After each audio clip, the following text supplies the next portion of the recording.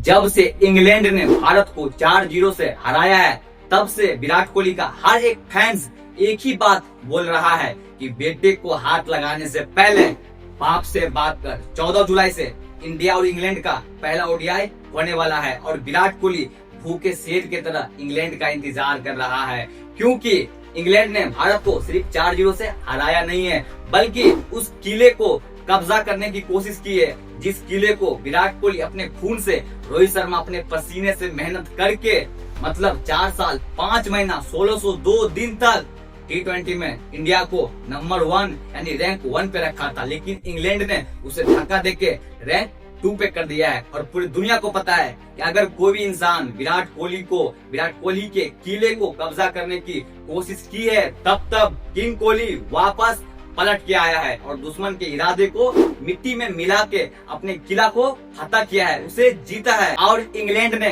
जो हमें 4-0 से हराया है, वो लड़ाई कोहली के गैर मौजूदगी में लड़ी गई थी, लेकिन अब जो लड़ाई होगी ओडीआई के अंदर वो कोहली के मौजूदगी में लड़ी जाएगी। और हम इंडिया वाले किसी का उधार नहीं रखते। इंग्लैंड ने हमें क्लीन स्वीप तो कर दिया, लेकिन अब बारी इंडिया की। तो एक बार देख लेते हैं कि इंडिया के स्क्वाड में कौन कौन से फौज है। और स्क्वाड बताने से पहले आपको एक खुशखबरी दे देते हैं कि बुमराह वापस आ चुका है। पहले इंजर था, लेकिन अब फिट हो चुका है। अब जल्दी से एक बार इंडिया का स्क्वाड चेक कर लेते हैं और देखते हैं इंडिया के स्क्वाड में कौन कौन सा फौज भरा हुआ है। अगर हम किसी का नाम लेना अगर भूल जाए तो हम स्क्रीन पे लगा देंगे, आप उसका नाम देख सकते हो। और नाम लेते हैं फुटबॉल स्टाइल में: रोहित शर्मा, विराट कोहली, श्रेयस अय्यर, केएल राहुल, ईशान किशन, बुमराह, वाशिंगटन सुंदर, अर्शदीप सिंह, प्रसिद्ध कृष्णा, हर्षित राणा, गुरनूर बराड़।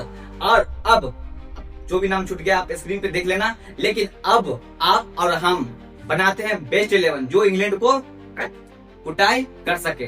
तो सबसे पहले ओपन करने कौन आएगा? रोहित शर्मा, सुमन गिल ओपन।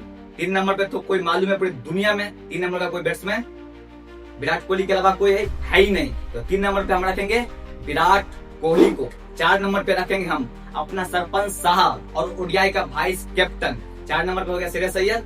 5 नंबर पे रखेंगे हम एक ऐसे प्लेयर को, वर्सटाइल प्लेयर जो कुछ भी कर सकता है, ओपन, मिडिल ऑर्डर में बल्लेबाजी, फिनिशिंग का रोल, कुछ भी, मतलब केएल राहुल। 5 पे हो गए केएल राहुल। और 6 पे हम रखेंगे शिवम दुबे को। 7 पे अक्षर पटेल। 8 पे रखेंगे हम जसप्रीत बुमराह। 9 पे कुलदीप यादव। 10 पे रखेंगे हम प्रिंस यादव। और 11 पे रखेंगे हम गुरनूर बराड़। आपका और मेरा बेस्ट 11 तो बन चुका है, लेकिन हमको मालूम है इसमें बहुत सारे सवाल होंगे, लेकिन जो कुछ अहम सवाल है हम चाहते हैं उस सवाल को जवाब हम दे दें। सबसे पहले हर्षित राणा को हम टीम में पहले 11 में इसलिए नहीं रखे क्योंकि वो इंजर्ड है। अगर वो इंजर्ड नहीं होते तो हम उसको पहले 11 में खिलाते और गुरनूर बराड़ को हम बाहर रख देते। लेकिन सबसे अहम सवाल कि हमने ईशान किशन को ड्रॉप कर दिया, और जाहिर सी बात है कि भाई वो काफी पोटेंशियल और काफी उसमें टैलेंट है, मतलब खतरनाक प्लेयर है। लेकिन क्या कर सकते हो भाई, आपको 11 प्लेयर ही खिलाना है तो किसी न किसी को ड्रॉप तो करना ही पड़ेगा।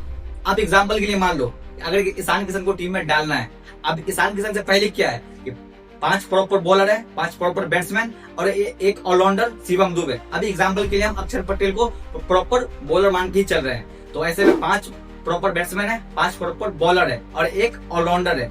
अगर हम मान लो ईशान किशन को ऐड कर देते हैं तो किसी को तो हटाना पड़ेगा। मान लो एग्जांपल के लिए हम किसी बॉलर को हटा देते हैं तो अब क्या हो जाएगा, 6 प्रॉपर बैट्समैन और 4 प्रॉपर बॉलर हो गया और एक ऑलराउंडर हो गया। तो ऐसे में क्या होगा, अगर आप 4 प्रॉपर बॉलर के साथ जाओगे तो शिवम दुबे से आपको पूरा 10 ओवर कराना पड़ेगा। और यही सबसे बड़ा एक्स फैक्टर यही है।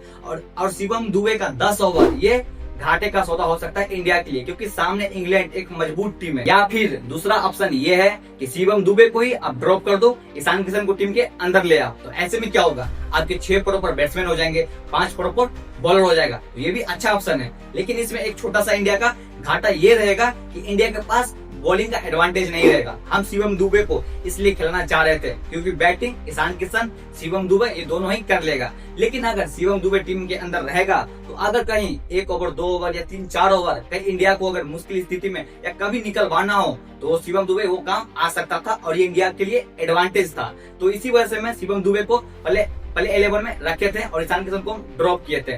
तो बाकी लेकिन सबसे बड़ा कोच, सबसे बड़ा जज आप हो।